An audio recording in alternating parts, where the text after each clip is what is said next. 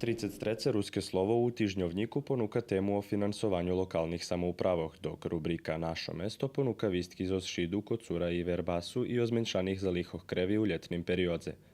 Ekonomija dava zvit o stanu u kocurskim hotare, kotri vyvolala suša, a najavena i manifestacija dní keresturskej paprigi.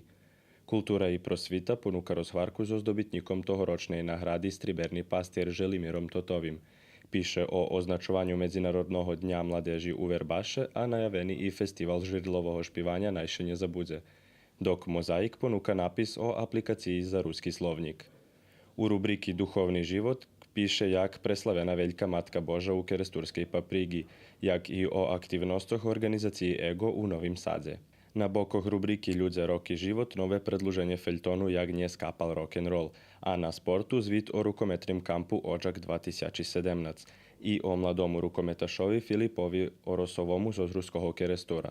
U tim čišlje dodatki ruske slovo u Švece i dom i familijadze i nove predluženje ženoblogiji.